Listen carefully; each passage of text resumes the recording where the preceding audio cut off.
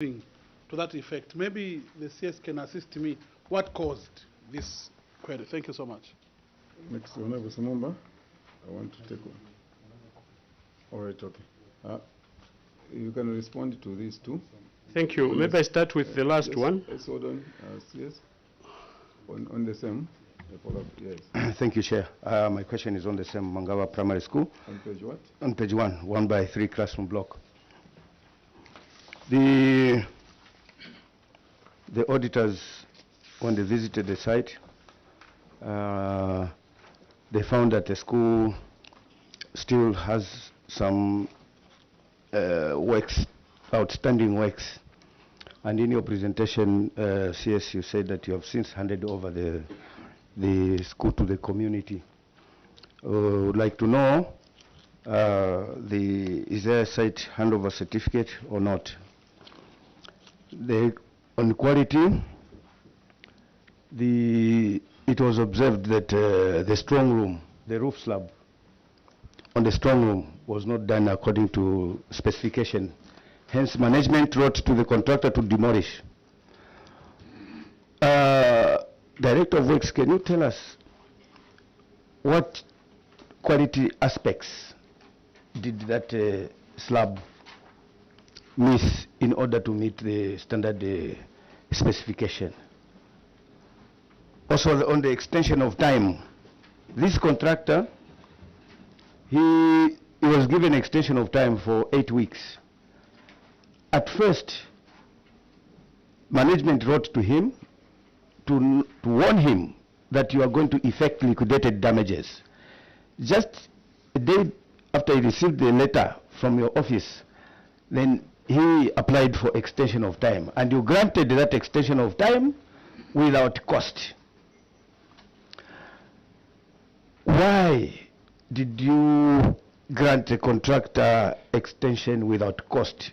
And yet, in your warning letter, you indicated clearly, the letter is in Appendix 1.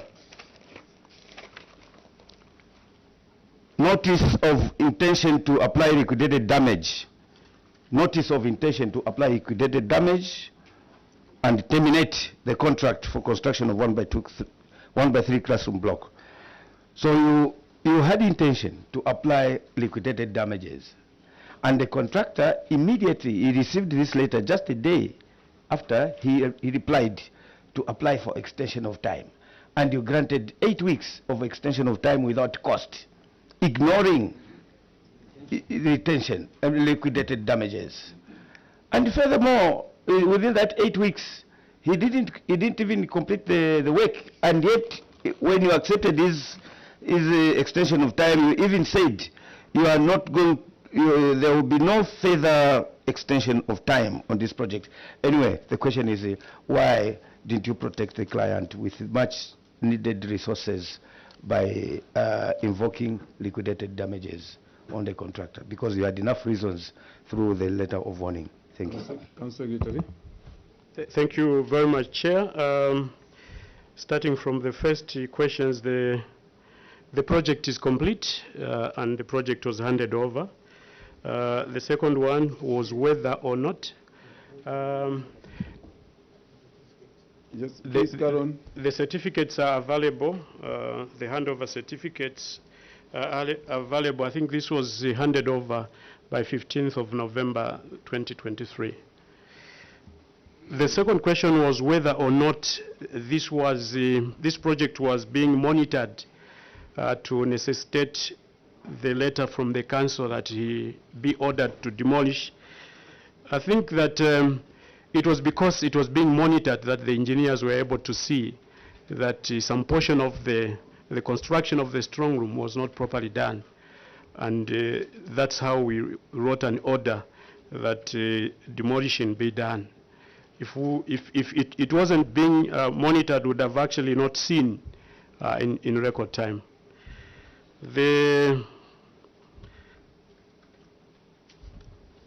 From Honorable Singombe, issues of, I think he was asking what is the query. I think the query is delayed implementation of a 1x3 classroom block, as you know. What was the cause or the cause of the query. Okay, so according to what we see is that these are contractors that do not have a lot of money, and in order for demolishing and to do the cost at their own, you know, it makes them a little bit shaky. So I think because of the fact that he had to look for some money, I think he had to delay in a way. The issue of extension of time and why the council did not met out liquidated damages, and also probably why didn't the council cancel the contract altogether. Firstly, this was among the 15 projects that the council had. Remember that 13 of them were complete, and 3, including this one, were the ones that were lagging behind. So in order to try and quicken, it was not going to be prudent for us to cancel or terminate the contract, because then that would have made us to go into the tender procedures and delay it even further. So this is why we had to agree, even though we had written that we are not going to agree to for further extension. We had to do it in order to allow for the project to be completed, Mr. Chairman. Okay.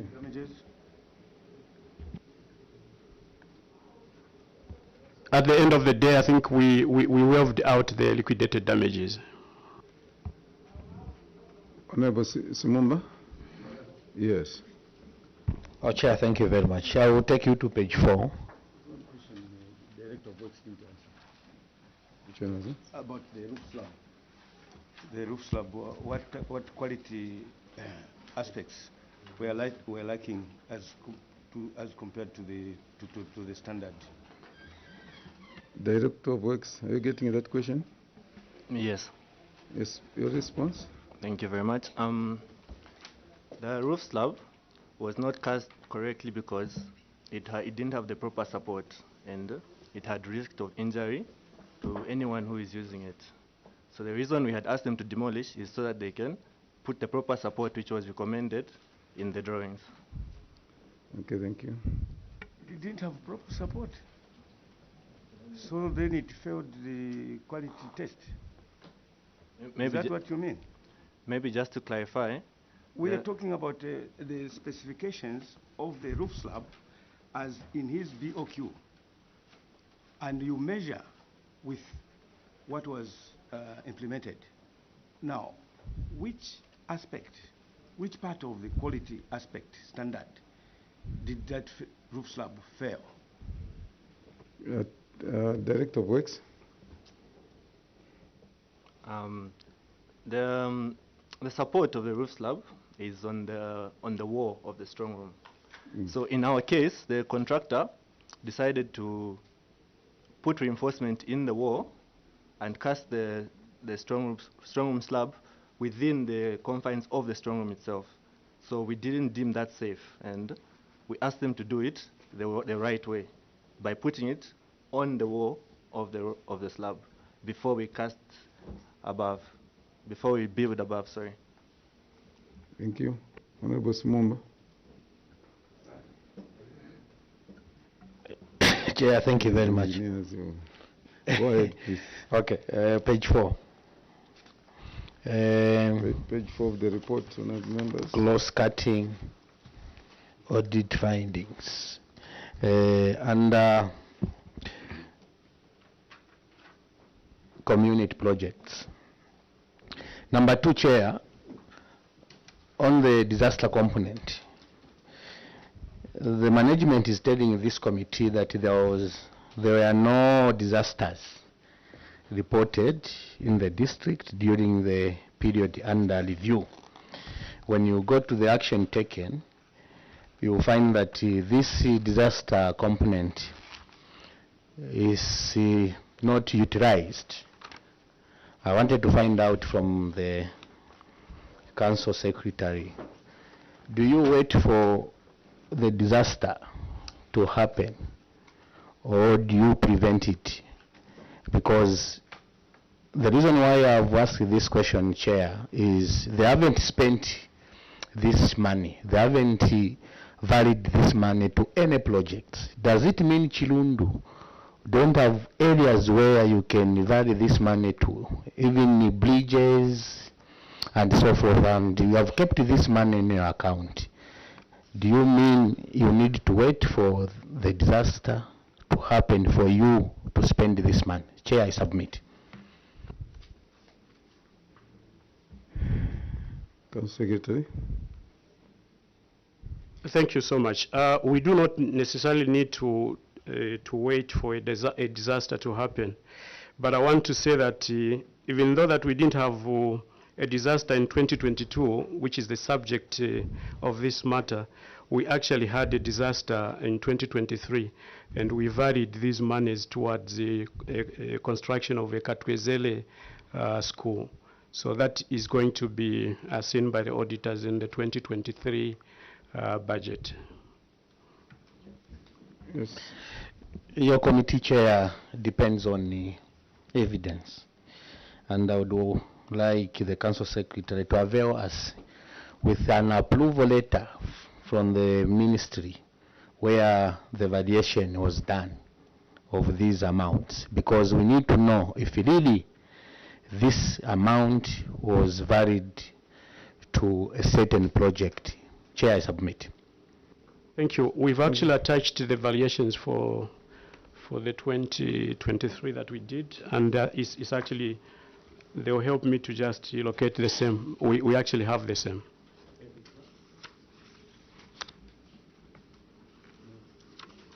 Unless they are looking at that, Honorable Shagafuso, I saw your hand. Chair, it was on the same, and so I'm just waiting for them to take us to the conveyance of notification for their approval. Honorable. Yes. Seeking your clarifications, yes. When money is meant for disaster and you use it for disaster, do you need any variation? Because what you've said is that, yes, the money could not have been spent in 2022 because we would not really wait for a disaster. But in 2023, a disaster happened. Then do you need to vary disaster money to handle a disaster? Actually, what we did was to write to the province that we had, initially it was a blown-off, but when the contractor went on site, they found that even the structure was compromised. So we had to do another request that they actually allow us to do the actual construction. So those are the letters I'm just telling my officers to help us avail to you. What did you do? You sought for authority, or there was a variation? We sought authority for us to spend the money on the construction. First it was rehabilitation, but now it is construction of a 1x2 classroom block. So, Honorable Sangamba. Chair, yeah, maybe this question sort of be directed to the ministry. Okay. Yeah, for me, this money for disaster, Chair, seems not to be addressing a disaster. Because I have a disaster today, and then I have to go through the normal channels. By the time it is approved, people will have been going through a lot of challenges. So I want to know from the ministry, should this money be treated in that fashion? Or this money should be immediately be spent upon a disaster? You go to Dundumwezi, I have disasters, but the money is sitting because of procedures. Minister of Local Government and Rural Development. Thank you, Chair. I will not outrightly answer that question. I will need to consult, and then I will get back to the House. Thank you. But from experience, like in my case, where we had the disasters, I think you saw those houses, maybe 14 houses whose roofs were blown off. I think we just wrote to the PLG, and immediately we started using the money. Of course, the item will be taken when the next meeting that you have under CDF committee, you take an item, but the authority can explicitly be given by PLG. Chair, we are waiting for to be given the appendix so that we can ask some more questions. Do we have the letter, Council Secretary?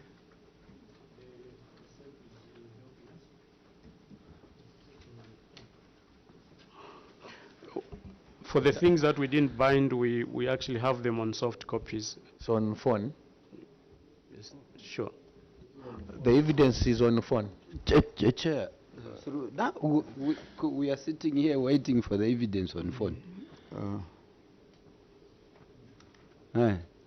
The guidance is, Council Secretary, if you realize some documents were not put here, you would have printed them there, you come with them. And immediately, like before you start submitting, you can make mention of the documents that we didn't attach, but we have carried them like you have done on this.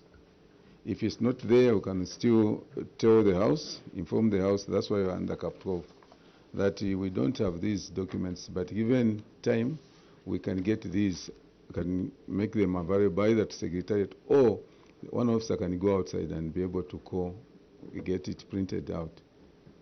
Thank you, Chair. Because the matter wasn't dialect. Yes. Oh, sorry.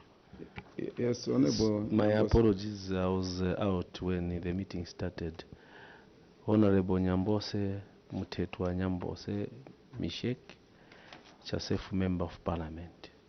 I wanted just to put it on record. Chair,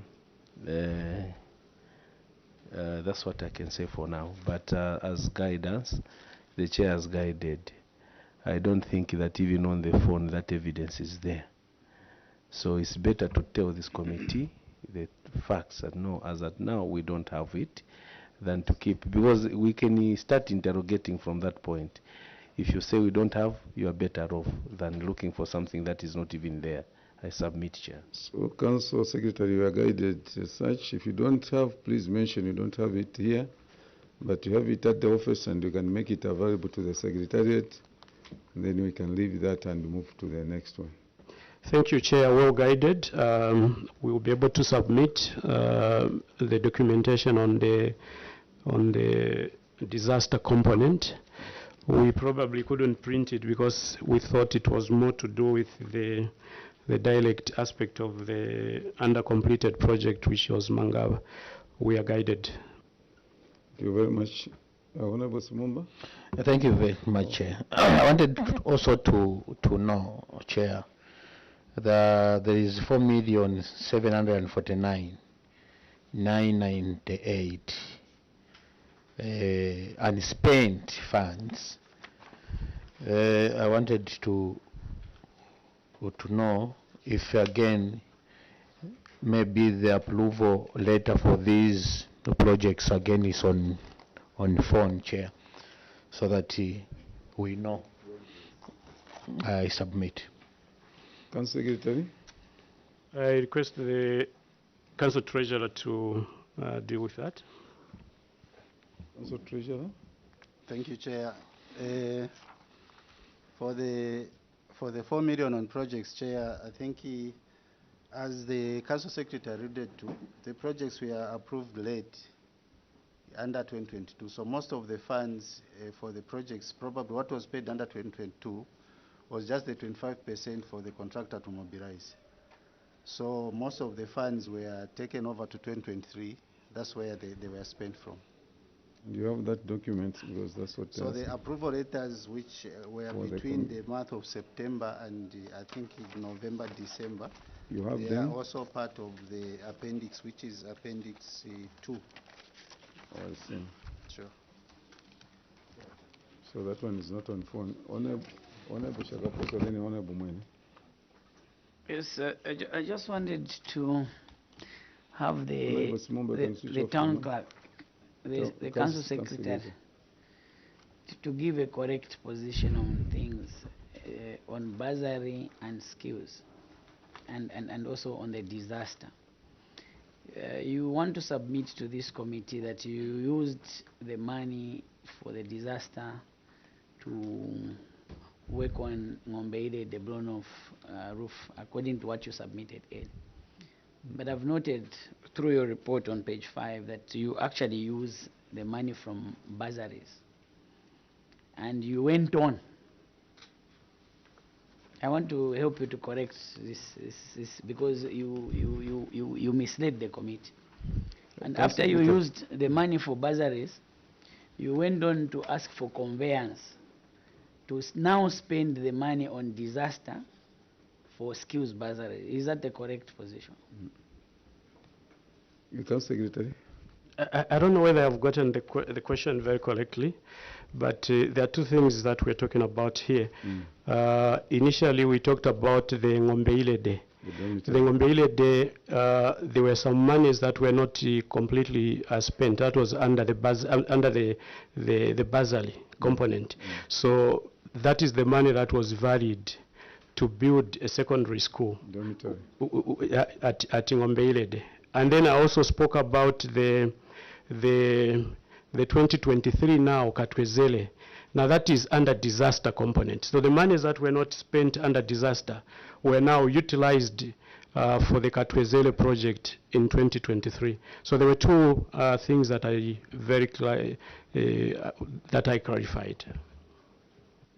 Okay. My clarification that I sought is because I have actually seen some approval from PLGO where you were authorized to use the disaster component to train students in skills as additional funds. It's actually attached. This is why I had wanted you to clarify. So on what? Appendix 2. Appendix 2, Chair.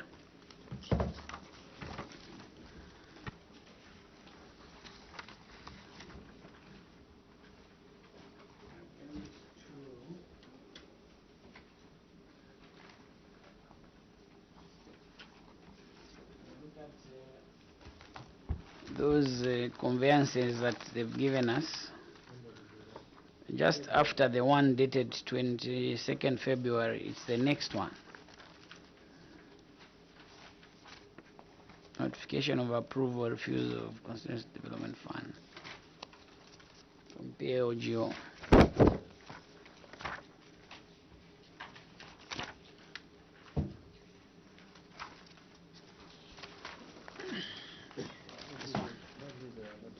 This one.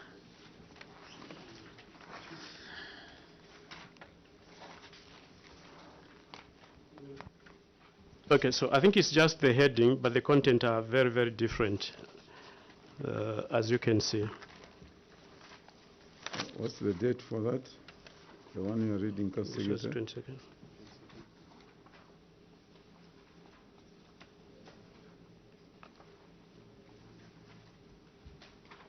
So how do you interpret this conveyancing, this approval?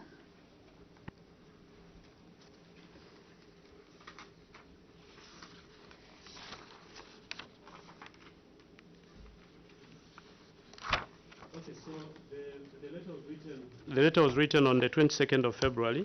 The title says conveyance of notification of approval for submissions under disaster proposals for Chilundu constituency in Chilundu district. And the letter says references made to your letter dated 29th November 2022 in which you submitted a request. That's a different one. One that says... The date is what? One of Shakaposo? It's dated 28th December 2022 and received on 10th February 2023.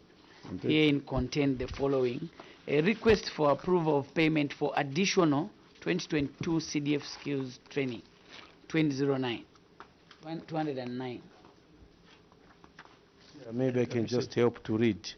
This one, it is saying your application seeking approval for disaster under Chirundu constituency in Chirundu district dated 28th December 2022 and received on 10th February 2023 herein contained the following, meaning that the council had made an application to use part of the disaster, and this was the response from the office of the PRGO.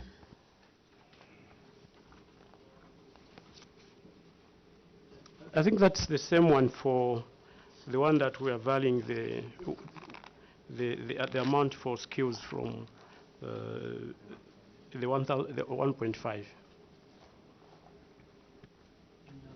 It's not, I just wanted you to correct the scenarios. Yes, this is not that we are blaming you on anything. I've seen that you got permission for disaster, but the stories that you gave are at variance with the permissions that were given to you. And my helping you to put the record straight is that you used the remainder of the skills bursary on Ingombe Irede disaster, and after using the skills money, you realized that there was no more funds, and you went to ask for permission to get a disaster component to spend on skills. No, that was not, that's not the correct position. The correct position is that the 1.5 was from the skills that was unutilized. And then for the disaster, it's just in 2023 that we had to use under Katwezele. Yeah, just a clarification. Chair, I didn't want to go into this, but Chair, I'm now excited to ask, are you seeing this document? CS. After the letter dated from Pierojo, from, are we there? Let me share. Director, do you have this document? The one with the 979. Correct. Yes. Now, I want to read, to help this committee. Chair, I want to read. This is addressed to the Council Secretary, Chirundu Council. Are we there? And are you confirming that it came from the Ministry of Local Government and Housing? Yes. Yes, the provincial office. And it is saying your application, meaning you, Council Secretary, and your team, your application asking approval for disaster under Chirundu Council in Chirundu District, dated 28 December 2022, and received on 10th February 2023, herein contained the following. Are you reading this? Are you with me? Yes, I'm seeing it. I am not interested in what I'm reading. Are you confirming that there was some letter from your office to the PROGO and the PROGO was responding? Exactly. Okay. Now, the question from Honorable Shakafuswa is, you asked to use part of the money under disaster to pay for skills development. And it says there, a request for approval of payment for additional 2023 CDF skills training. Are you reading? 209 students. Where you, this committee does not know what happened. We base whatever from the documents. So you are arguing and challenging this committee that what we are reading is wrong. Why, Council Secretary? Okay, thank you so much. I think there's just a mistake on the heading. As you can see from what is down here. So the letter is now belabeling what the PROGO was approving. It was not necessarily the disaster. Like A, he says a request to approval of payment for additional 2022 skills. The amount is 979,571. And the conditions of that, they put them down. The local authority is only to consider schools and colleges that are TVETA registered. So you can see that there's just a disjunct between the heading of the letter and the subject which was being looked at. So here, technically what they were looking at was a request for approval payment for additional 2022 CDF skills training for 209 students. Thank you.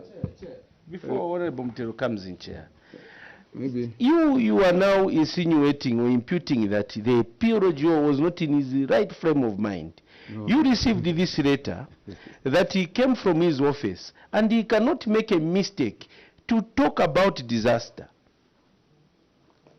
This is correct, and the PROGO was on firm ground. Taking money from disaster to take to skills development, as it was put by Honorable Shakafuswa. This is what transpired. And there is no issue. You should just agree that yes, maybe earlier you had used the money of disaster to use on skills. Then when you realize that vote was exhausted, you went to recoup the money or to get back the money to take back to skills development. This is what we are reading. And as we are reading, even what you are reading down there is speaking to skills. But where the money came from was from disaster component. You wrote these things. How do we challenge the Pierre Joe is not here? Honorable Mutero. Could we agree with what you are saying? What you are reading is what we are reading. So what should we believe? What you are now telling us orally or what we are reading? Chair, thank you so much. I'm sure you've noticed from the way the letters are written. We have noticed. And it like you have noticed. What have you noticed? According to you, the heading is right or wrong? According to you. Thank you, Chair. According to me, the heading is wrong. Okay. Because if it was right, the subject... Just there. Are we wrong as well to say the heading and the right up down is wrong and not correct? Are we wrong?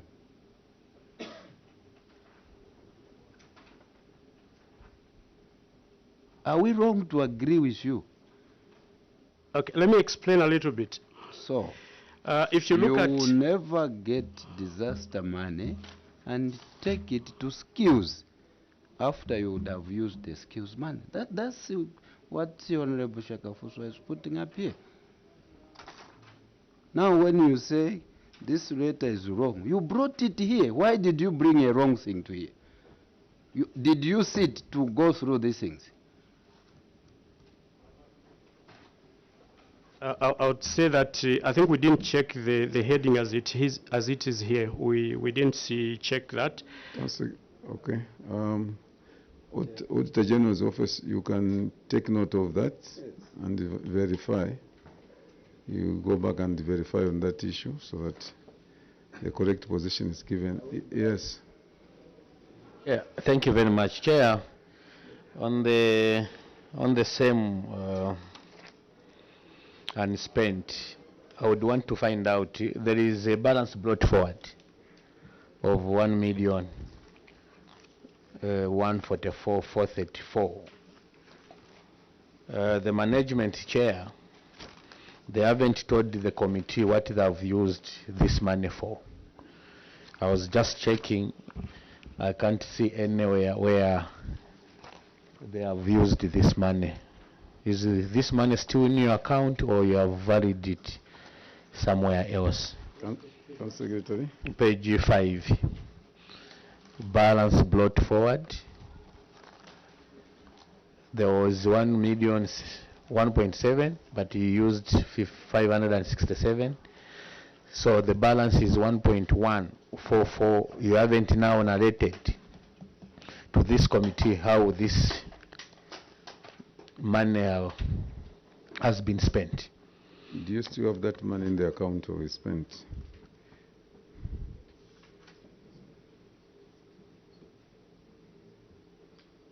Okay, so I did explain that the remaining balance of 1.7... Your mic, sir. Your mic. Oh, sorry.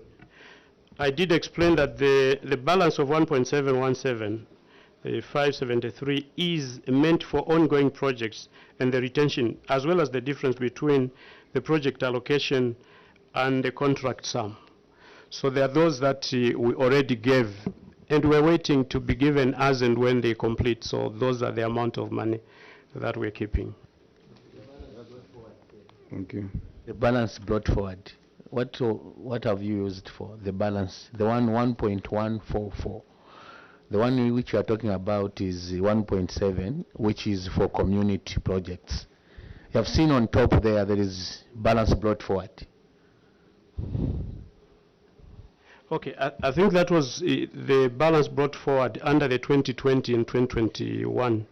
That has been utilized. Remember, we had 15 projects and the 3 were not completed, and they have since all been completed.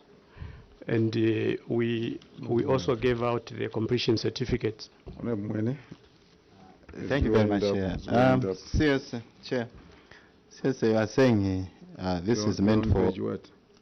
On the same page, for ongoing projects.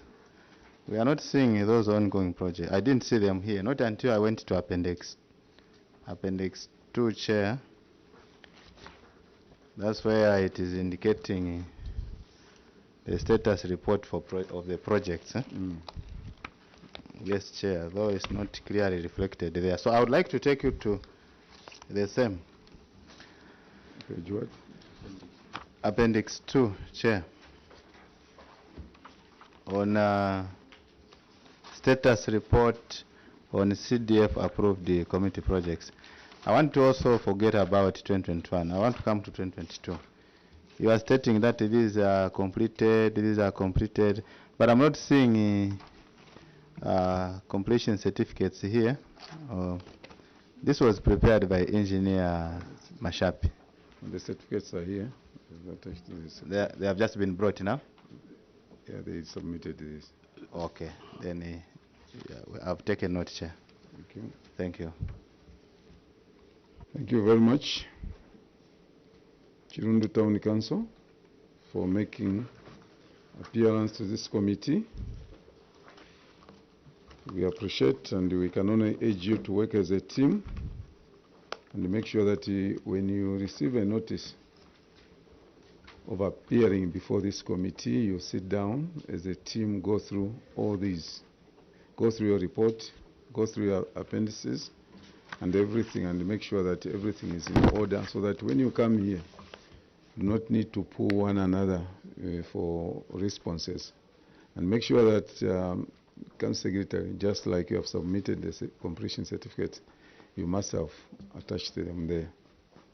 Otherwise, we wish you well as you go back, as we withdraw now the immunity that was conferred on you, allow you to travel back to Chirundu. We see you in April for operations. Thank you very much. Thank you, Chair.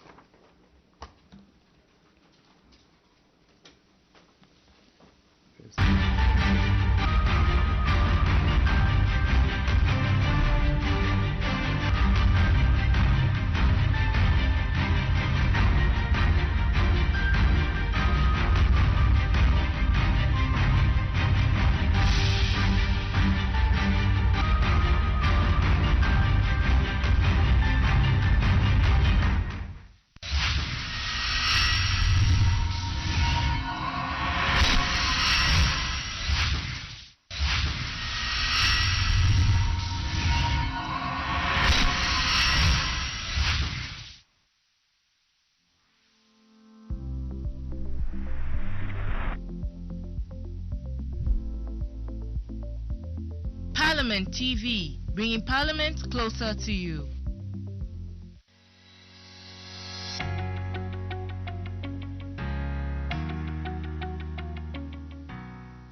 The Social Cash Transfer Program is a Government of the Republic of Zambia program which started in 2003 as a pilot project in Kalomo district with the main objective of reducing extreme poverty and the intergenerational transfer of poverty among beneficiary households. It is for this reason that the Ministry of Community Development and Social Services organized an orientation and sensitization workshop for all members of Parliament on the Social Cash Transfer Program. The workshop was held at Parliament main buildings on Wednesday, November 1st, 2023. During the official opening of the Social Cash Transfer Orientation meeting for members of Parliament, Speaker of the National Assembly of Zambia, the Right Honorable Madam Nelly Muti, urged members of Parliament through their parliamentary functions to work hand in hand with the executive to ensure that the program is implemented effectively and appreciated by the targeted groups. You are aware that currently Parliament is considering the 2024 budget, which was brought to the House by the Honorable Minister of Finance and National Planning, Honorable Stumbeko Musokotwani MP, on 29 September 2023. It is interesting to note that in the 2024 budget, about 4.1 billion has been allocated to social assistance.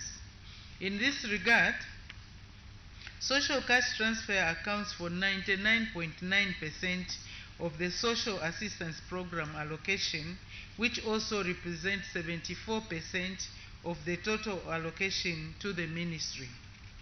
The idea is to facilitate the attainment of government's goal of increasing the targeted number of beneficiaries from 1,374,000 in 2023 to 1,413,237 in 2024. Honorable members, in view of the aforementioned, I am confident that this orientation meeting will help you to thoroughly interrogate this important subject matter. Therefore, I urge you, honorable members, to have an open conversation with the resource persons for you to gain a better understanding and appreciation of the various management processes and implementation modalities of the social cash transfer. Correspondingly, use this meeting as an opportunity to discuss some of the observed challenges that hamper the smooth implementation of the social cash transfer program. I believe that as you share such pertinent information, which you may have received from your constituents by virtue of your privileged position as their representatives, you will be providing valuable input that will enrich the delivery of the social cash transfer program for the betterment of the people that you serve. In her welcoming remarks, Ms. Angela C. Kawandami, Permanent Secretary, Ministry of Community Development and Social Services, hoped that the engagement will mark the beginning for stronger collaborations, renewed commitment and unified steps towards successful implementation of the social cash transfer in all constituencies. Government is currently supporting over 1.1 million beneficiary households under the social cash transfer program with an investment of over 3.7 billion per year. Further, the country is currently in the process of onloading an additional 125,000 beneficiary households in the quest to reach as many poor and vulnerable households as possible. In order to enhance the delivery of the social cash transfer program, a number of innovations have been introduced.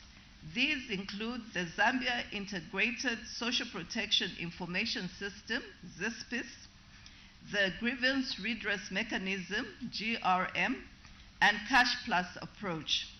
The innovations are aimed at ensuring effective and efficient delivery of services to the beneficiaries, as well as enhancing transparency and accountability of our operations.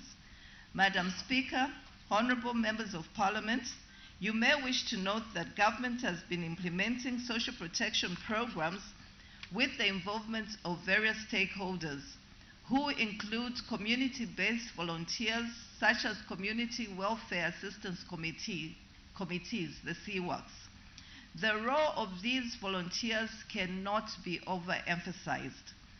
Their grassroots presence makes them invaluable assets in our mission, and we urge all members of Parliament to recognize their contributions and ensure that they receive the support that they need. Parliamentarians were taken through two presentations, and the first presentation was done by Social Welfare Director, Mr. Nelson Nyangu, who gave an overview of the social cash transfer program. We have reached almost 1.2 million households. 1.2 million households. That is the caseload that we have as of June 2022, and the current, of course. And then this one, honorable members, if we average five members per household, we are talking of over 5 million people that the social cash transfer program supports throughout the year. So that's a very huge number, and that's the level at which we are actually operating. This figure of 1.2 million people translates to 49% of all people that are poor in this country, according to the Living Condition Monitoring Survey. the report or the statistics that are produced by Zamstat, formerly CSO. And Ms. Bernadette Malungo, Social Cash Transfer Manager, made a presentation on the implementation of the Social Cash Transfer Program. So the first thing that we look at is basically the vulnerability of that particular household. And of course, to respond to that, we have these categories that have been listed. The households with a person with a disability, a household with an elderly member, we put here 60 years and above because we basically have changed that. A household with a member who is chronically ill and on palliative care. A household that has a female as a head with 3 children or more. In this particular female-headed household, the female should not be married. We also look at a household that is headed by children that are 18 years and below. Once information has been collected and for those particular categories, we then have to estimate their welfare, basically assessing how vulnerable this particular household that have been registered are. During the plenary session, members of parliament had an opportunity to seek clarity on the Social Cash Transfer Program.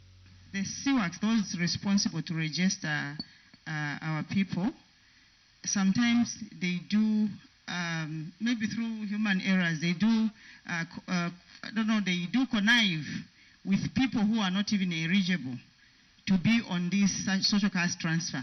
And because the payment is cash, sometimes they, share this money. And maybe that's why you see a lot of, maybe on female-headed, a good number of it, but that's what it should be. But how do you make sure that this does not happen in our community? The guidelines are tight. I think I was explaining to the House that the fiscal space we have for social protection is limited. It's finite, it's not infinity. So we have to make sure that we are strict with our targeting and ensure that those people that strictly follow or meet the criteria are onboarded. But we know that over time, some of these things have changed, some of the dynamics have changed, and even in the current enumeration, we are currently enumerating more people to ensure that we scale up the caseload from the current 1.2 million to 1.374 million by the end of the year. Been supporting the 2 boys, now they're at university. I've sent them to your offices in Monze. They cannot be admitted. I've sent them to the DC's office. They cannot be supported. How can you support such a family? And the one who is looking after these is the wife to the firstborn, who is also blind. I want to find a way how we can support such a family. The first 2 are blind. The last 2 are blind. And this is what we alluded to, or we meant when we said each one of us here, we do give cash transfers to other people. And it's a job well done, Honorable. You have managed to send them to university. That is good. They've gone to university. However, if they are to be supported under the social welfare, I think the social welfare, the support usually not under the cash transfer program, but under the other programming goes just that looks at the secondary school level. When it goes to tertiary level, it means they have to be linked. If it means they have to get bursary, they have to be linked to the loans board. That's what it's called now.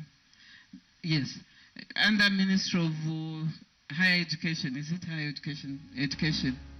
First Deputy Speaker Honorable Malungo Chisangano MP thanked the Ministry of Community Development and Social Services for organizing such an important social cash transfer orientation and sensitization workshop for all members of Parliament. Honorable members, I'm reliably informed that apart from being oriented on how the Zambia Integrated Social Protection Information System is being utilized, you were also taken through the grievance redress mechanism, and financial management tools that are aimed at enhancing service delivery through the social cash transfer program.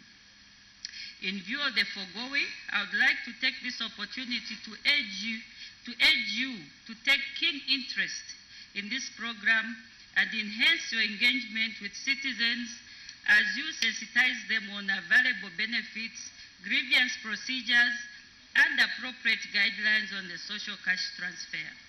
I would also like to urge you to continue engaging with the ministry beyond this orientation workshop if you are to effectively contribute to the sustainable implementation of the program that will benefit the people you represent.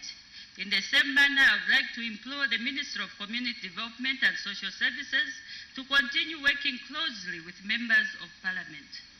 Let me stress that orientation for members of Parliament is an ongoing process, especially on dynamic and important subjects like the one we have discussed today. The social cash transfer scheme aims to assist the most incapacitated households in society to meet their basic needs, particularly in health, education, food and shelter.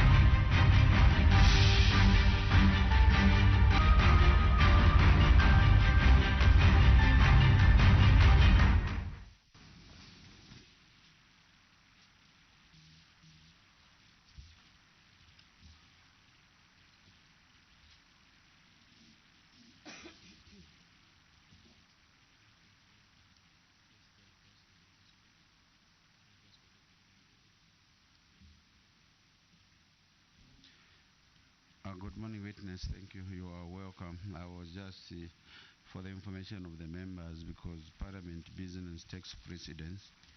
We are in receipt of a communication from Drug Enforcement Commission seeking for permission that the Director General is not present, but he has delegated to the Director Legal to make presentation before this committee. So that is for the information of the members, so that you don't wonder why we are being addressed by the Director Legal instead of the Director General.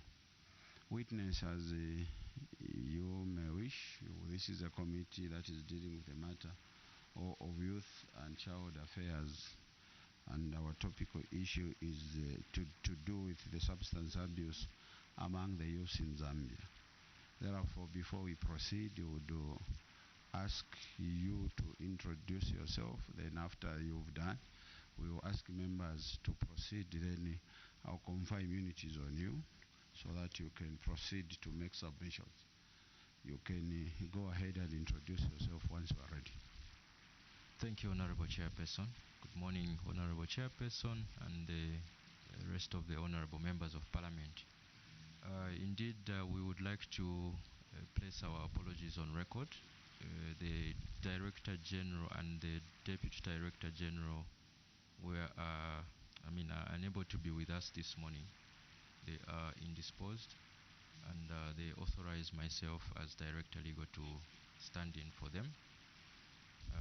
My names are Joseph Akapelwa, Director Legal Services. I have come with my two colleagues who are also ready to introduce themselves. Thank you very much. Good morning, Honorable Chairperson and the committee. My name is Chulu Rosten. I'm Assistant Director in charge of Research and Planning. Thank you. Good morning, Honorable Chairperson and the entire committee. My names are Ingutu Songa Njovu, in charge of awareness programs to do with drug and substance abuse countrywide. Thank you. Thank you. We'll ask the honorable members to introduce themselves, starting with the honorable MP for Robert.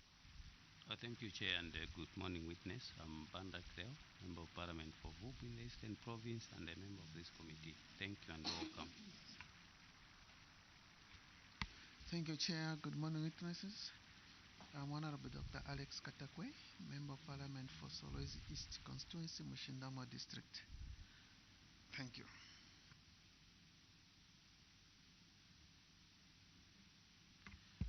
Good morning, Chair, and good morning, witnesses. I'm Hudson Mabeta, Member of Parliament for Kankoyo, and a member of this committee. I thank you. Good morning, ladies. My name is Masha Antinada, Member of Parliament for Makatizo Constituency. Makatizo is in Zimba District of Southern Place, and I'm the Vice Chairperson of the committee. You're most welcome, Drug Enforcement Commission. My name is Evans Chilongo from those of the clerk. Thank you.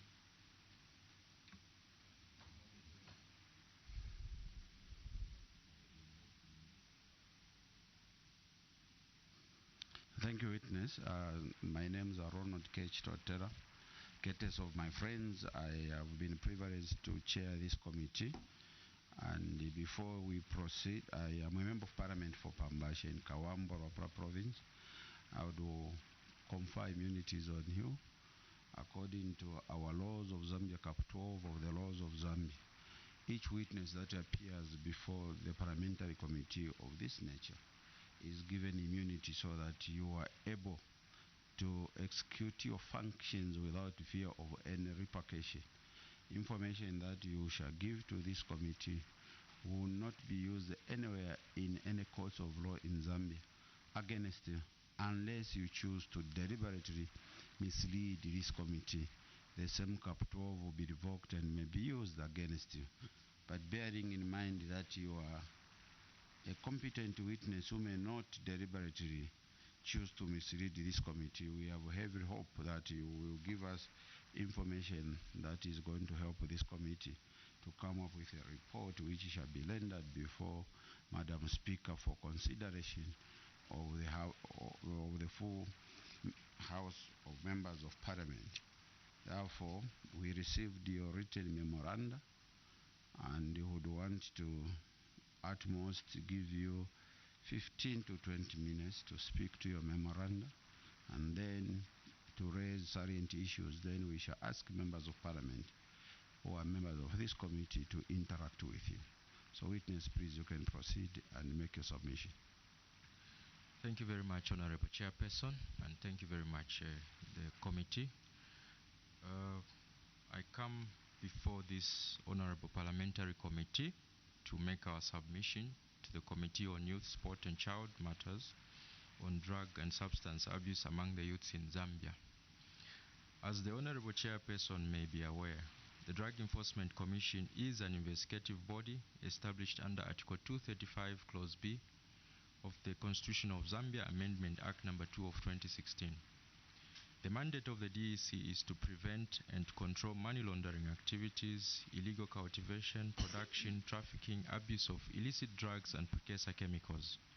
This mandate is drawn from the Narcotic Drugs and Psychotropic Substances Act Number 35 of 2021 and the Prohibition and Prevention of Money Laundering Act Number 14 of 2001, as amended by Act Number 44 of 2010, being the laws of Zambia. Honorable Chairperson, drug and substance abuse, you may wish to note, among the youth is a significant global public health issue, and Zambia is no exception. Statistics for the Drug Enforcement Commission alone indicate that in the year 2022, a total of 1,212 new clients were attended to, representing a 49.63% increase compared to the 810 new clients attended to in the year 2021. Out of the total number of new clients attended to in 2022, 760 were aged between 10 and 18 years, representing 62.71%. While the majority of cases handled were of users, the Commission diverted some of the children who should have been prosecuted to counseling. On the other hand, in the year 2022, a total of 277 clients enrolled under the counseling program. A total of 277 clients enrolled under the counseling program were successfully weaned off. So you may wish to be informed that under the Drug Enforcement Commission we have different departments. We have the Anti-Drugs Operations Department, which takes care of arresting drug-related offenders. And then we have the Education and Counseling Department, where my colleague comes from, which tries to counsel and rehabilitate those whom we deem to not be so encouraging, those who can still be redeemed from, from the vice of drug trafficking or is it abuse. And we have, particularly under Part 7 of our Act, number 35 of 2021, which sets out some of the criteria for eligibility of persons who may be drug dependent. So, Honorable Chairperson, the rate of drug and substance abuse, particularly amongst the youth in Zambia, has remained steadily high. This has led to various challenges, including public health concerns, devastating consequences on individual health, distress in families, and increased crime levels in communities by gangs of young people commonly known as junkies. All these negative effects have adverse impact on development, good governance systems, and the attainment of goals as espoused in the 8th National Development Plan. The Honorable Chairperson, sir, cannabis has remained the most trafficked and abused drug in the country. It is either taken alone or in combination with other drugs. Other drugs abused include attain, cocaine, codeine, diazepam, heroin, tobacco, and amphetamine type stimulants. The Commission has noted an upswing in the abuse of hard drugs among the youths, such as heroin. In the past, heroin use was common amongst the affluent. However, the trend has changed as the country has progressed from not only being a transit point, but a consumer country. The Commission has also noted an increase in the production, consumption, and abuse of synthetic and prescription drugs such as diazepam and benylin with codeine. Suffice to say that the drug and substance abuse problem, especially amongst the youths in Zambia, has remained a public health and security concern. Adequacy of the policy and legal framework supporting programs against drug abuse and substance abuse among the youths in Zambia. The committee may wish to be informed that the legal framework supports programs against drug and substance abuse amongst the youths in Zambia. Part 7 of the Narcotic Drugs and Psychotropic Substances Act number 35 of 2021 provides for drug abuse prevention, treatment, and rehabilitation. Further, the National Policy on Drug and Substance Control was approved by Cabinet on 14th August 2023 and is yet to be officially launched. Once fully implemented, the policy is expected to strengthen drug use prevention and treatment through a multi-sectoral approach. The policy is also envisioned to improve coordination, collaboration, and strengthening of mechanisms to reduce demand for illicit drug and substance abuse, especially amongst the youth. In its current form, the policy is inadequate as it promulgates mainstreaming of gender, human rights, involvement of young people and persons with disability in drug use prevention and treatment. The policy promotes the establishment of rehabilitation centers, alternative livelihoods, and alternatives to incarceration. To this end, the Commission, in conjunction with the Ministry of Community Development and Social Services, with the support from the United Nations International Children's Fund and Quorum International, commenced the implementation of the Juvenile Diversion Program in the year 2019 as a stopgap measure for juveniles that come into conflict with the law, subject to the nature of the offense. This is aimed at diverting juvenile offenders from the criminal justice system by facilitating restorative justice measures as opposed to retributive interventions. Since 2019, a total of 325 juveniles have been cancelled under the diversion project. In the year 2019, trial diversion provided counseling for 85 juveniles, followed by 134 in 2020. In 2021, 59 juveniles were cancelled, while 47 were attended to in the year 2022. The Honorable Chairperson, sir, while these standards, including the legal framework, are in place and in tandem with the compendium of international best practices for prevention and treatment of drug and substance abuse, they are not yet comprehensive and are still far from reaching the necessary threshold in service delivery to have a meaningful impact at national level, mainly due to human and resource constraints.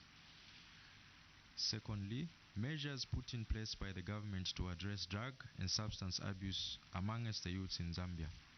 Zambia is implementing alternative development programs through various fronts, among them economic diversion of livelihoods through cooperatives under the Constituency Development Fund, targeting mainly the youth. Through this program, young people have been trained in various skills and supported in business ventures to contribute meaningfully to the development of their constituencies and the nation.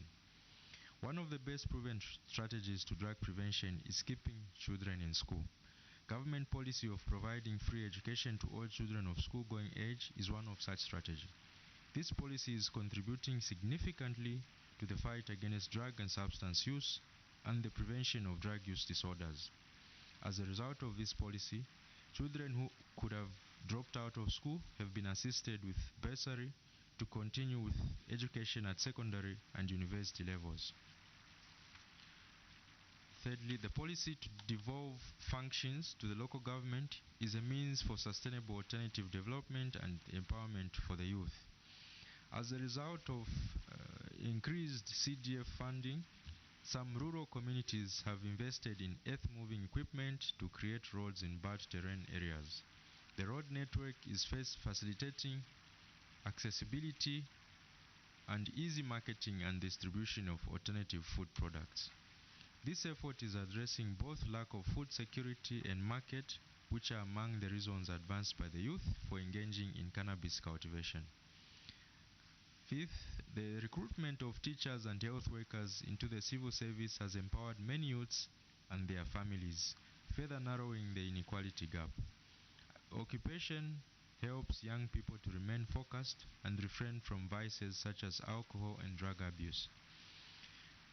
Number 6, the Drug Enforcement Commission, through its Education and Counseling Department, plays a crucial role in reducing the demand for drugs and substances.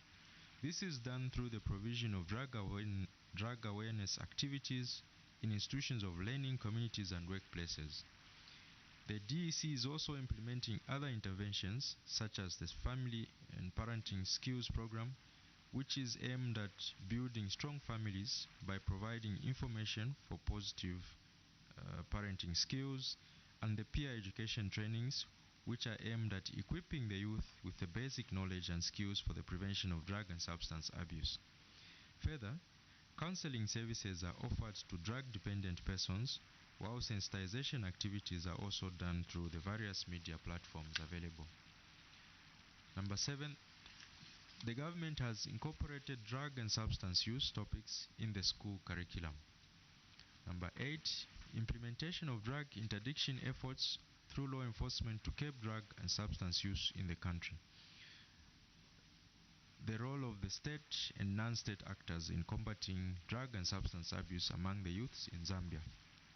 The role of the state actors is to implement the government policy and enforce the rule of law, to curb drug and substance abuse among the youths in Zambia. Further, to foster cost-effective prevention measures and treatment through education and health provision. Similarly, the role of non-state actors is to complement government efforts. Both actors work together for the public good. However, while state actors may provide affordable services to the public, non-state actors may be motivated to provide services as business for profit. The state, through the DEC, working together with other law enforcement agencies, enforces the law on narcotic drugs and psychotropic substances. Furthermore, the Commission provides free education and counseling services to drug-dependent persons and awareness campaigns on the dangers of drug abuse. These awareness campaigns play a crucial role in reducing the demand for drugs among young people.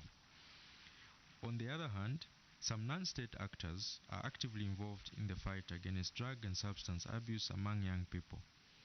They contribute by establishing rehabilitation centers to complement government efforts in combating drug and substance abuse among the youth.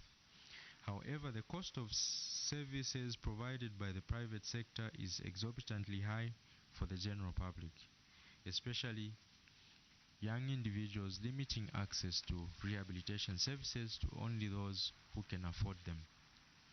Number 4, challenges faced in combating drug and substance abuse among the youths in Zambia. Lack of consideration of drug and substance use disorder as a health problem, consequently not included for treatment under the National Health Insurance Management Authority. This is so as drug and substance use disorder is considered as a self-inflicted illness. 2, inadequate infrastructure, including lack of national and regional rehabilitation centers.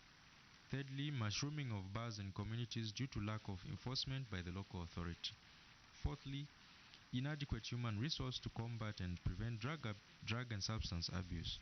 The Commission's current staff establishment, approved in the year 2013, stands at 1,821. However, to date, the active and funded positions are 739, leaving a deficit of 1,082 officers. In this regard, the staff establishment is only operating at 40.6% of the approved structure. Number 5, inadequate budgetary allocation to the DEC to effectively combat and prevent drug trafficking and abuse.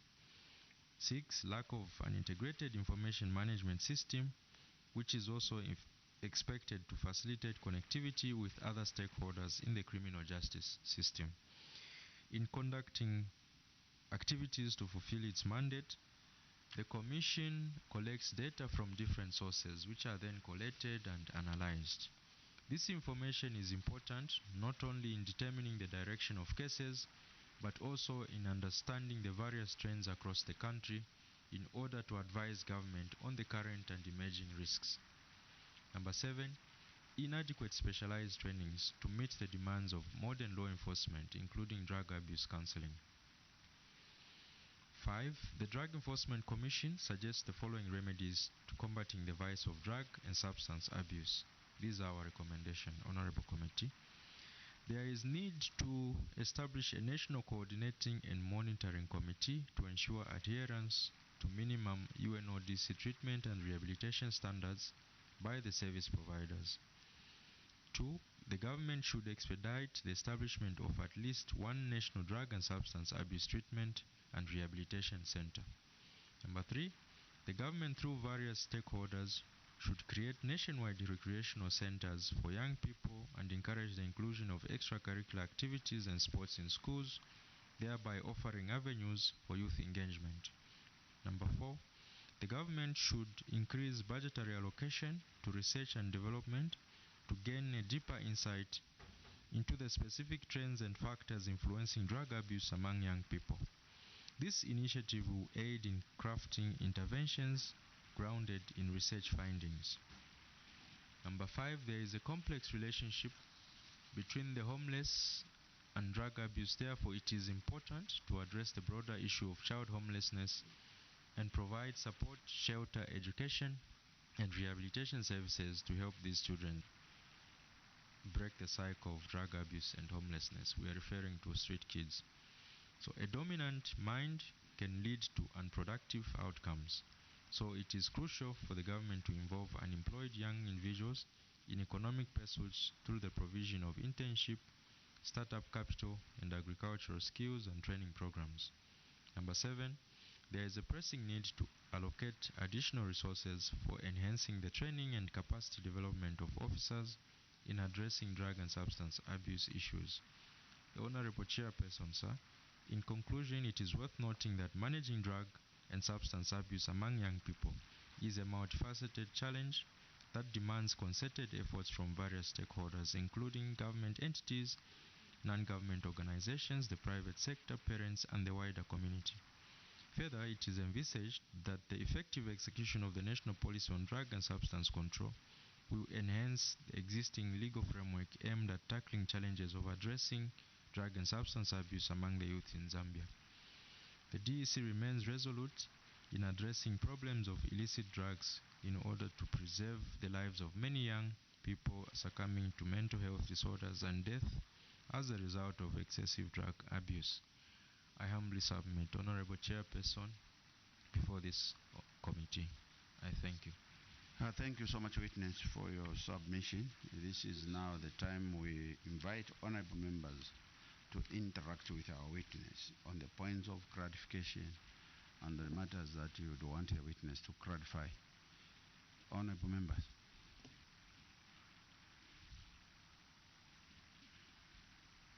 Chair. Yes, Honorable MP. Thank you very much, Chair, and thank you, Dick, for the wonderful submission. Your recommendations are quite good and straightforward. I just wanted to refer briefly on your submission, where you have stated that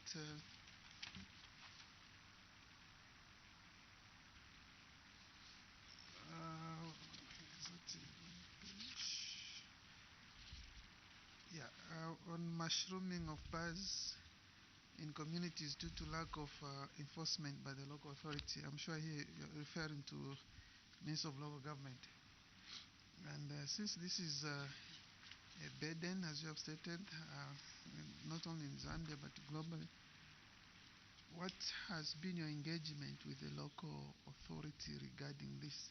Because indeed, almost every street where you go, you find these bars running as late as maybe 02, and there's a lot of these young ones abusing these alcohol and drugs. So as DEC, what has been your role in this aspect? Because I thought maybe you could have reinforcement to the local authority where they patrol these areas and at least some measures put in place. So what is your role there? Other questions, Chair or Farah? Thank you. I take it up on that as we are inviting the Vice Chairperson also to come in. Thank you very much, Chair. Drug Enforcement Commission, we see a lot of activity, your activity, especially in the rural constituency like Nakuru. Actually, you are dreaded among the community. When they say death is coming, everyone knows their place, which is a very good thing. But I've observed that a lot of emphasis is made and a lot of action and firm action is taken on cannabis growers. Is as opposed to these other drugs like codeine and all these, some of these things are sold. What action are you taking? Because for cannabis, it's a well-known fact. Your hand is really hard on them. But what of these other drugs which are produced maybe places like Nepal and all? We don't see much of your effort there. As you respond, we also bear in mind that is it codeine or nicotine? I don't know. Those are abused by, in your submission, you are saying junkies. And you've seen you moving in and mopping up the common referred to as junkies, and not to deal with the primary cause, the suppliers. The people who are dealing with that, because if you go and mop up junkies, if the supply is left unattended, again tomorrow he will recruit new junkies who will be consuming their product. Please, you can proceed. If you are free to invite in your expertise around you to help you in responding to these questions.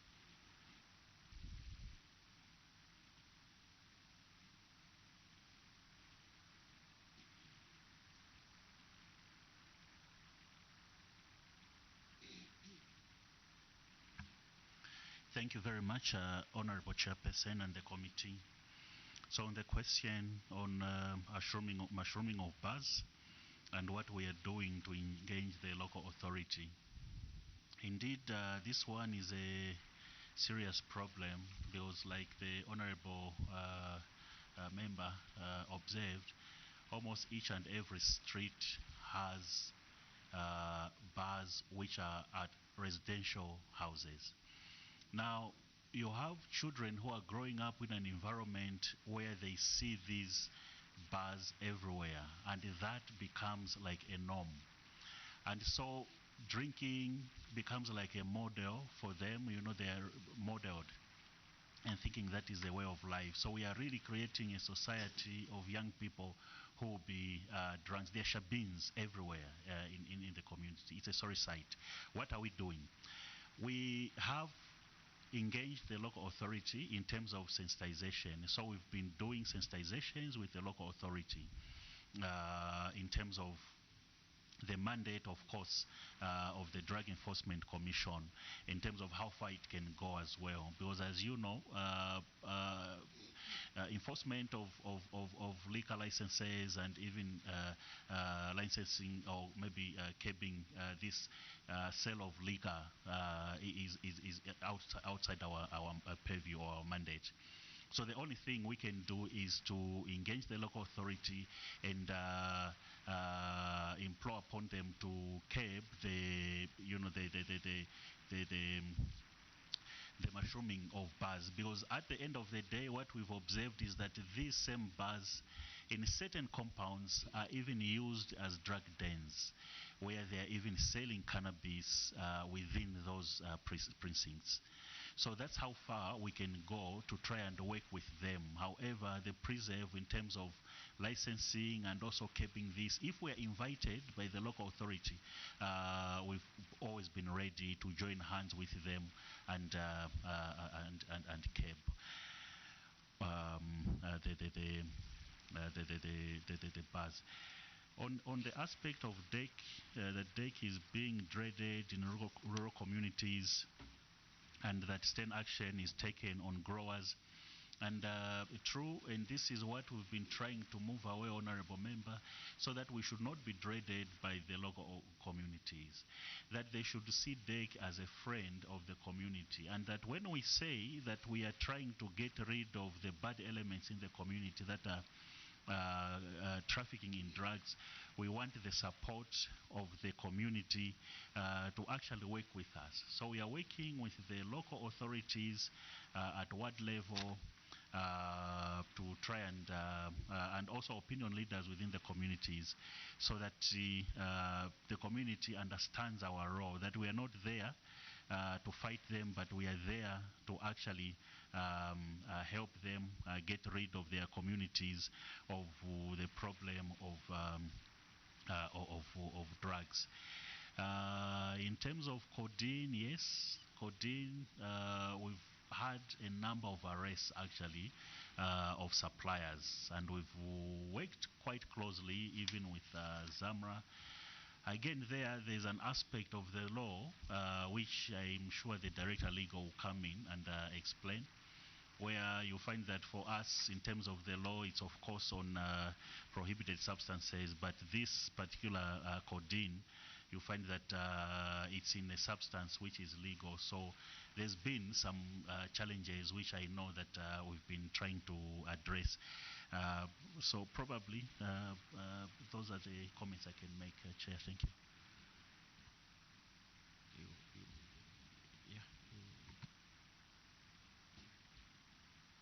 Thank you, Honorable Chairperson and the committee at large. I just wanted to make an addition to what my colleague has alluded to as pertaining to what engagements are there pertaining to local government on the ground. As Education and Counseling Department, we have engaged local government in various ways to deal with the community. We have trained the community in what is known as neighborhood watches. So we have small groupings that are being empowered with the information in our communities to relate to the relevant security wings regarding substance of abuse that are being traded in the bars and the social places that are within our communities. So the responsibility of these committees that we train, which are known as neighborhood watch, they have the responsibility of engaging the security wings and transmit information that would be helpful to mount operations. And these have been done in various communities of Lusaka and countrywide as well. Thank you. Is there any further engagement, or the witness would want to further clarify? Yes, Director Legal. Thank you very much, Honorable Chair. I just wanted to indicate that the Drug Enforcement Commission tackles or fights drug trafficking depending on the type of drug which is involved. So in the fight against drug trafficking, we don't select, like if it's codeine or if it's cannabis. If a person is found with a drug which is prohibited by the law, if it's codeine or if it's benylin with codeine, the person must have a prescription. If it's a patient, they must have a prescription from a qualified medical practitioner. Without a prescription, it becomes an offense, because codeine is a listed substance under our Act 35 of 2021. If it's a supplier who is moving from South Africa to Zambia, they've put those things on a truck, and they don't seem to have an import permit to carry those products. We engage Zamra. If Zamra says, no, we did not grant them an import license or an import permit, it becomes trafficking. Trafficking in codeine, which is a listed or a scheduled substance, and the person should be charged with trafficking in Codin. That has happened and it continues to happen. So the point I'm trying to place on this record is that in Zambia, cannabis is the major drug of abuse. So because it's the major drug of abuse, it might be seen like the Drug Enforcement Commission is probably mainly concentrating on arresting people who are cultivating cannabis. It's just that that's the most common type of drug in Zambia. So each country is unique, and mostly in the SADC region, I think cannabis generally is the major drug of abuse. We also have arrests for persons who are trafficking cocaine. Of late, we've been seeing a trend in heroin on the market. Zambia is also a consumer, not only a transit country. It's also a consumer, and there's also strong indications pointing to the fact that there are some hidden laboratories where these drugs are being manufactured, such as heroin. I also wanted to respond to the Honorable Chairperson's question, seemingly that the drug enforcement is going for the consumers unlike the suppliers. Yeah. The point to state, Honorable Chairperson, is that investigations are they are sensitive in the sense that they are based on intelligence which is received, and they are also based on verification of such intelligence which is received. So if the evidence is not there to charge a person, for example, maybe a non-supplier, it is unethical for a law enforcement officer to fabricate evidence and pin a suspect. We do not do that, and probably that is the reason why it might look like the suppliers might be going scot-free. Because sometimes the information which may come in may not necessarily be true when the officers book out to act on such information. So I just thought it was important to respond. Thank you, Director. Because members are coming in, you've provoked my thought. It is perceived that if DEC wants to fabricate you, they will come under the pretext is that they are searching, and then they come and drop drugs in your the precinct, even in your house, in your yard, and they said, yes, we found this, because that's a very strong perception out there. And that's why you see that if somebody says DEC is coming, instead of DEC searching the person, first they begin searching the officers so that the owner of the premise is very certain that he is not framed or implicated. That is for your thought. You want to react to that? I want to invite in members, the Vice Chairperson, Dr. Katakwe, Honorable Chang, and then the Honorable Mabet. You can be tabbing on those questions. You deal with them and, at once. Yes, thank you, Chair. Our witness, I don't know, I need to be guided here, and probably to be schooled. There's a very fine line. We are talking about substance abuse here. There's a very fine line between the drug. It's like I think the results are basically the same, is to get high. We have this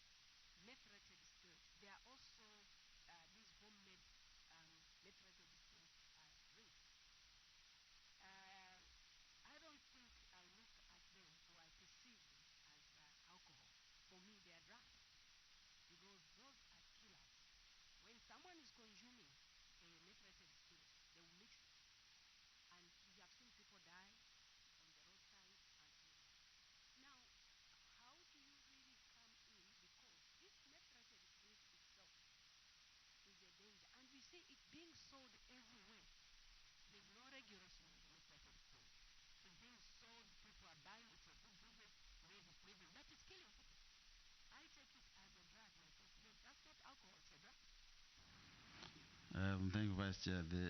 Honorable Katako, I may not be aware about it. As you know, I'm very ignorant about certain things I'm hearing. Admit what?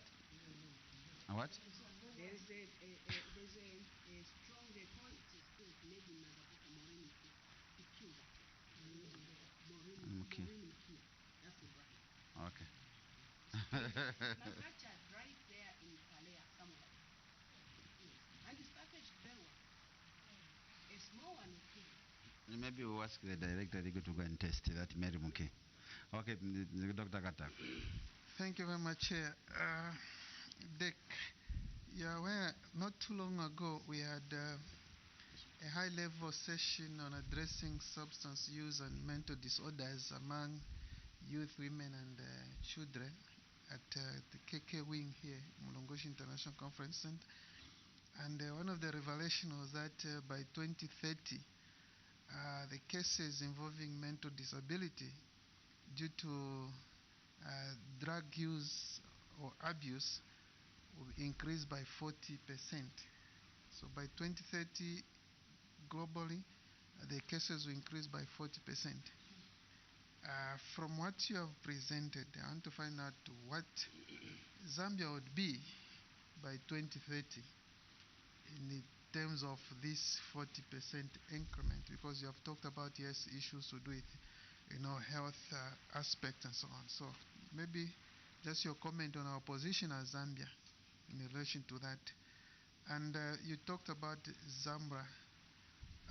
If you notice, last time, of course, we had some reports from Zambia, and their presence is only in about 3 out of 47 entry points. And these are 47 are points where drugs are smuggled in private cars, buses, on trucks, and Zambia seem to be incapacitated because they are only present in 3 areas. And here, you as a DEC, what is your role really in this aspect? Because 3 out of 47, meaning the country is actually vulnerable. Drugs come in from all angles. And maybe just your real point action there, what should be done. And finally, the officer from Education Department, you talked about measures like a neighborhood watch. I want to find out if, because I live in a bigger community, even where I'm coming from, these neighborhood watches are almost thing of the past. We don't really hear so much about them. Is there an incentive that can be attached to this neighborhood so that we know, for instance, where I stay in Minu, Dendeke, if we have maybe 2, 3 neighborhood watch groups, and if they can be incentivized, it's much easier for them to report these cases. They know that, oh, here such things are happening, here things are happening. Then when they report, are they given an incentive in order to motivate, so that probably in almost all the communities we can have these kind of neighborhood watches? Thank you, Chair. Thank you, Honorable MP for Lukash. I'm grateful, Chair, for the opportunity. Let me first start by apologizing for coming in late, Chair. I have an emergency in the constituency that needed me to pass through DMMU. My name is Honorable Sanga, MP for Lukasha constituency. I have 2 questions. The first one relates to the relationship between state actors and non-state actors. I think you mentioned in your write-up the proliferation of private rehabilitation centers that have been established, especially within Lusaka province and Cape Verde province. I want to find out if you have some minimum standards that you have set as DEC for somebody to open up and manage a rehabilitation center for drug-addicted children. I say this because there's too much privacy, especially for children of the renowned members of society who would not like to have their children exposed if they're going through a rehabilitation program in a private rehabilitation center. But there's a danger, and you mentioned it here, of rehabilitation centers charging exorbitant fees for maintaining and managing drug-addicted children. Are there minimum standards that have been set by DEC to ensure that that is managed?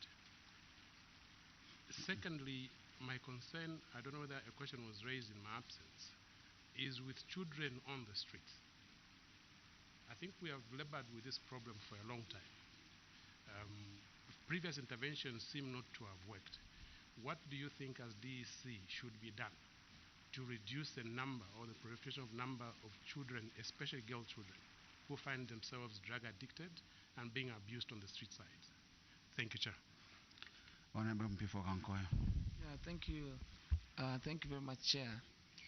Yeah, I think in my opinion, drug abuse has mostly be facilitated by the huge rural to urban drift which we saw in the last maybe 30 years, and that has brought, among other problems, including maybe cholera and the drug abuse, it has been resulted because of very little, huge movement from the rural area to the urban area, and the population becomes idle, hence they end up engaging them in drugs. So as DEC, what measures would you recommend for the government to continue expanding and invest heavily in the development of rural areas, so that maybe in future, in the next 20 years, as we are reducing the rural-urban shifts, we may also start solving the resultant of this drift, which is becoming almost an impossible problem to deal with. Thank you. Thank you. Please answer why you left Kalabo and came to Lusaka there. I was joking.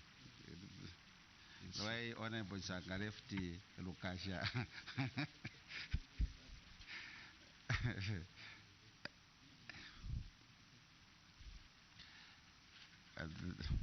Am I free to answer? Okay, yes, you can call on any or you can start. Thank you very much.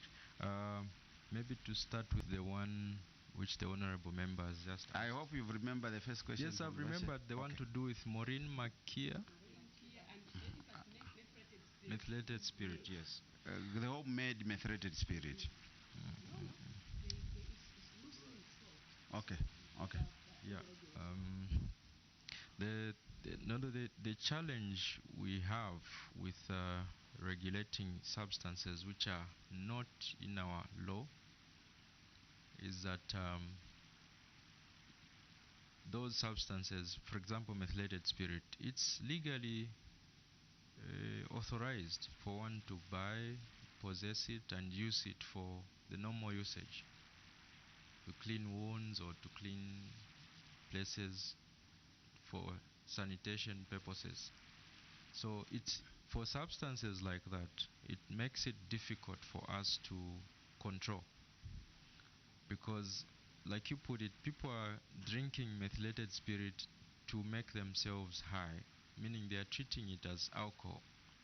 Some people actually add methylated spirit to things like opaque beer.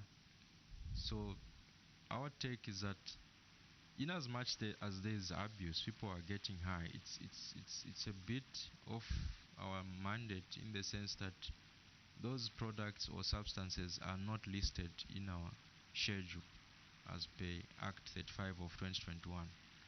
And as you may be aware, we are a law enforcement agency who are supposed to enforce the law.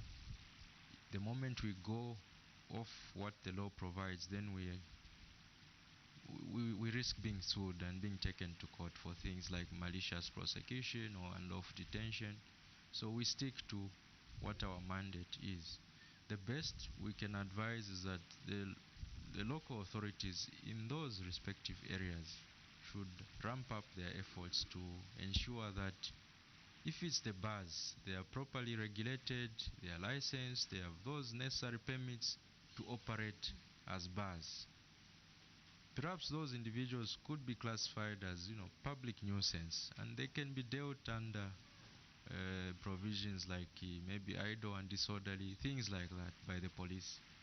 But of course we do take note that it's a problem, and where those facts present themselves with actual drug abuse, which would be legally justified to invite the mandate of the DEC or the intervention of the DEC, then we will definitely move in to arrest whoever is the perpetrator. I humbly submit. The point to do that with... is very key, as she is, because that's the biggest problem in the community. And I pray that as you are submitting, adherence to the law. It is your practice. It is not by this committee, so that even as you exercise your functions out there, you'll be able to adhere to the law. If that can be a practice, it will be good. Please continue. We do adhere to the law at all times, and as a commission we are regulated by professional values which we abide by. Okay. And we have a strict disciplinary mechanism in place. So if an officer is found to be outside the values of what is expected of an officer in the DEC, an officer can be sanctioned appropriately depending on the level of offending that they've committed. Others have even been dismissed for finding themselves in situation which they should not have found themselves. I humbly submit. There was a point which was raised to do with ZAMRA is only in 3 points of entry. What is the DEC doing to more like complement ZAMRA's efforts, because there are 47 points of entry? I wish to submit before this honorable committee that DEC is available in a number of districts, but of course we are not in all the districts. We would wish that we were in all the districts, but of course the numbers don't allow. But we are in all the strategic border points, such as KKI, Harimwangankumbula, Victoria Falls border post, to mention but a few, of course without disclosing everything, because if we disclose all the areas, then you will know which ones to avoid and yes, which and ones. use Kambimba, and use Kambimba border posts are not Nakonde. Indeed, sir. Yes. So I would submit that we are in a number of them, the strategic ones, and we have seen results, good results coming out of those points of entry. What is the position of Zambia in terms of the 2030 drug use as per the global perception which is being discussed as of now? I do not wish to be pessimistic, but my hope is that we will be able to manage the drug problem so that we don't get to those alarming levels by for example, maybe relooking at some of these laws which may have been passed in the recent past, like the Cannabis Act and the Hemp Act, so that we don't find ourselves in a crisis. Because as you may be aware, cannabis is a drug. It's the major drug of abuse in Zambia. We have the Cannabis Act which was recently passed, and that act, of course, as of now is not operational because the necessary SI has not yet been passed by the appropriate minister. So the point is, cannabis can be abused by persons if not properly managed. So probably we may need to relook at some of those laws so that we don't end up in a crisis and start regretting. But as of now, I have a positive outlook for Zambia that we will not get to those alarming levels. I humbly submit. Do you wish to say anything? Okay. We have been non-state actors, and the question that came from the Honorable before Okachi. Okay, please, you can proceed.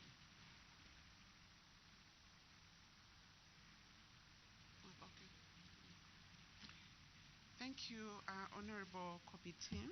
I humbly wanted to also add in to her honorable concern that she raised to do with spirits and the famous Morini Makila, the one that is common in Kaye community. I want to state to this committee that drugs are in 3 dimensions. A legal drug is a substance that is readily available and is found everywhere. That is termed as a legal drug. So the substances that Her Honorable mentioned as spirits, these are substances, legal substances, that are found everywhere and they're sold everywhere for medicinal use, for sanitary hygiene purposes. Then we also have medicinal drugs that are also have the liberty of being abused.